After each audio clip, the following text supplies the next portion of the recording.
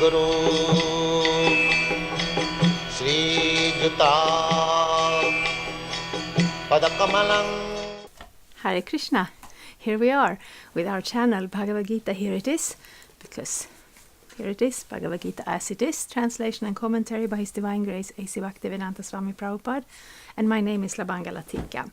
We are reading Bhagavad-gita, and maybe some of you have followed us from the beginning. Now we are in the 7th chapter, which is called Knowledge of the Absolute. And today's verse is number 17, and I think I want to read text 16 also, because this one starts, of these, the one who is. So then we maybe want to know what we are talking about. This text 16 is, O best among the Bharatas, 4 kinds of pious men begin to render devotional service unto me: the distressed, the desirer of wealth, the inquisitive, and he who is in search for knowledge of the Absolute. So those are the classes of people who've turned to God, if they have some piety, if they have some spiritual inclination. So today I'm reading text 17. I'm reading the Sanskrit. Teshang gyani nitya yukta eka bhaktir vishishyate priyo hi gyanino tyartham ahang sa cha mama priyaha. Of these, the one who is in full knowledge and who is always engaged in pure devotional service is the best, for I am very dear to him and he is dear to me. Yes, so we have been reading about the various yoga methods, and they are considered processes, methods, structures. And Bhakti yoga is also very structured. Sometimes we have, many things we do in a certain way. But the one thing here that we want to reach is that place where Krishna says, I am very dear to him and he's very dear to me. Or she, of course. We make no distinction. Because Bhakti Yoga is a very personal thing. It's about re-establishing our loving relationship with Krishna, God, the Supreme Personality of Godhead.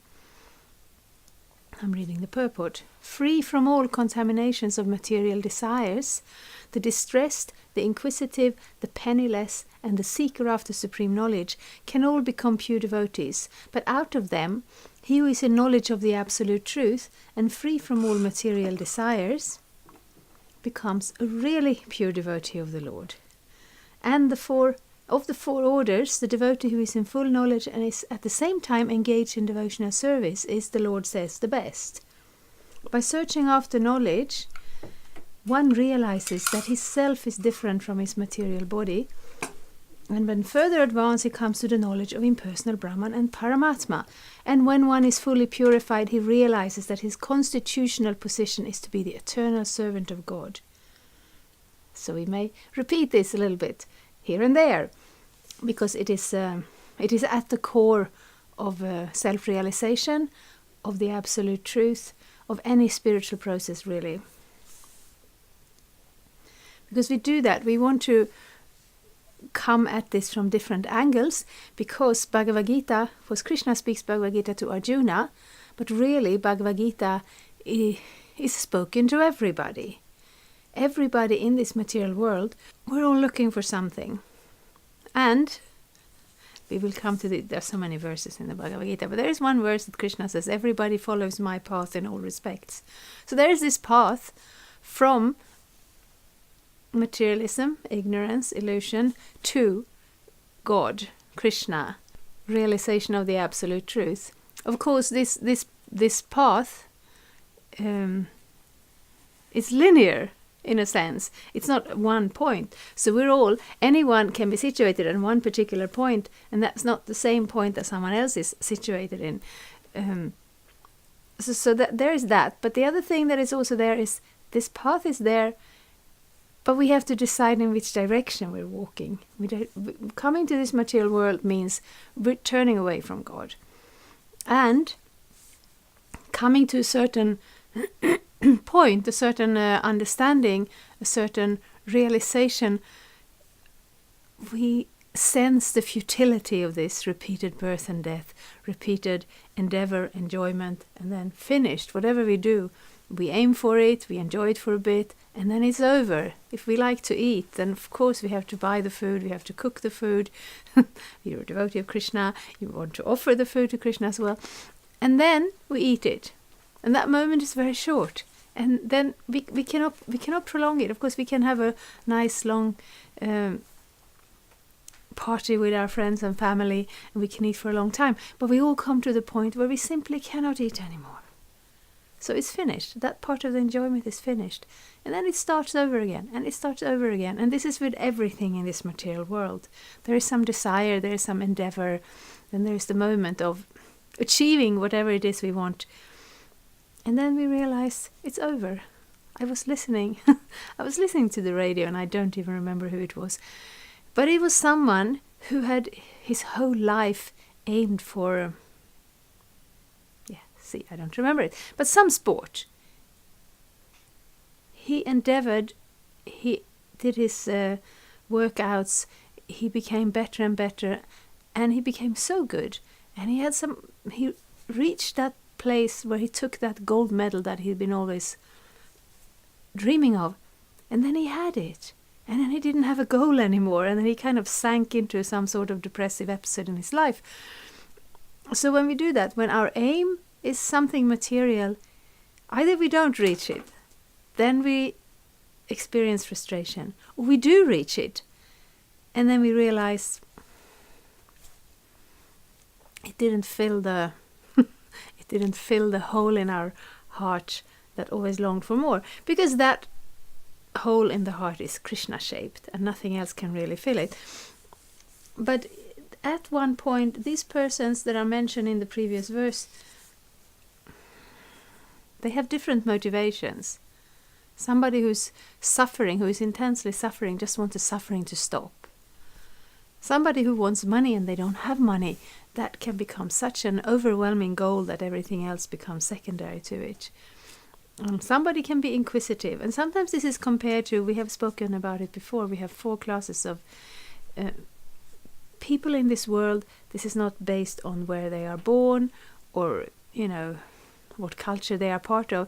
It's based on our qualities. So somebody may be a Brahmana and they are looking for knowledge. Somebody may be a Kshatriya and they are always inquisitive. Like if you see the police, they're always looking, what's going on here, what's going on here. They're always putting 2 and 2 together. They may also become curious. We see that sometimes people come to Krishna consciousness, and it's not that they want to take up a process, but they want to understand what's going on here. And then sometimes during that, they become more interested on a more sincere, deeper level. And sometimes they don't, because people are different. So that someone is inquisitive, somebody is really looking for knowledge, somebody may not be satisfied until maybe you can't know everything about Krishna immediately, but you can understand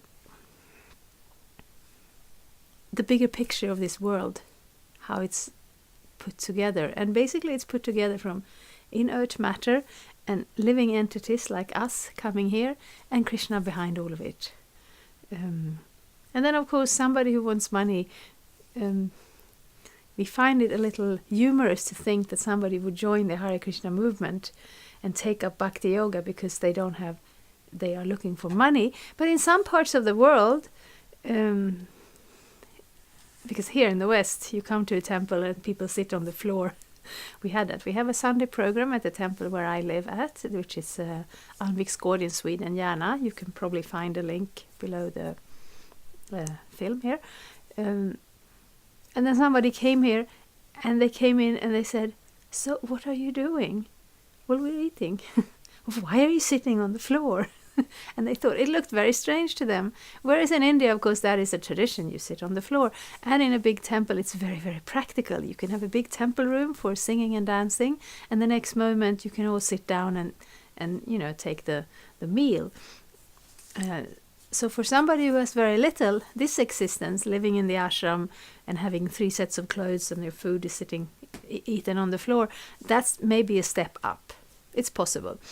But either way, whatever motivation you have, if it takes you to the point where you take up God consciousness, Krishna consciousness, then it is a good thing. But you can't stop there, because that's what we see sometimes within religions. There can be a certain segment of the religion can be quite materialistic. They have come to the religion, and therefore they know that they are good, and therefore they feel entitled to get things from God. I'm here, I'm doing your religion, God, so you should give me things. And that is one step out of the complete ignorance and illusion of not seeing God anywhere. But it's certainly not the full realization of God consciousness. In that realization, it's the other way around. Krishna, I love you so much. I want to give you something, whatever I have. If I have some fruits, if I have cooked a meal, I will offer it to you. If I have some riches, I will give it to you. If I have one life, I want to give it to you, Krishna. Of course, we are eternal, but in this body we have one life at a time. So we give it to Krishna, because that's love. But before that love develops, of course, we don't know Krishna. We can't just step into the unknown and say, okay, I read in the Bhagavad-gita, I should love you, Krishna, therefore I give everything up. No, we take up the process gradually. And sometimes we do it out of these motivations, but at least it makes us take up the process. It makes us turn to Krishna. So by association with pure devotees, the inquisitive, the distressed, the seeker after material amelioration, and the man in knowledge all become themselves pure. But in the preparatory stage, the man who is in full knowledge of the Supreme Lord and is at the same time executing devotional service is very dear to the Lord. He who is situated in pure knowledge of the transcendence of the Supreme Personality of Godhead is so protected in devotional service that material contaminations cannot touch him. So that is Krishna's recommendation, and it's also Krishna's assurance. Because sometimes we do look at ourselves. Humility is a good quality, but sometimes we become a little too humble in the sense that it almost turns into hopelessness. And that gives us, if we don't have hope, then we may give up. So that's not so good, because Krishna says we try, we are not perfect, but we start wherever we are, and then he will carry the rest. He will carry what we lack, for sure. So this verse is, one understanding of one part of the process, part of the journey that takes us out of this illusion and back home, back to Godhead. Thank you so much for listening. Very happy to have you here. We put up new videos every Tuesday and Friday. Occasionally, they may be one day later, but not very often. We have information below in the box, some links. Check it out. And if you have any questions or doubts or comments in connection to what we're reading about and talking about, there's lots of room for those below. Thank you so much. Hare Krishna. Thank you for watching. We aim for updates every Tuesday and Friday. Please come back. If you have any questions or comments, please leave them down there. We also have some links and information for you. And there is, of course, the subscribe button. Thank you. Hare Krishna. I'm a Hare Krishna, and I approve this message. Subscribe. Hare Krishna, Krishna Krishna, Hare Hare, Hare Rama, Rama Rama.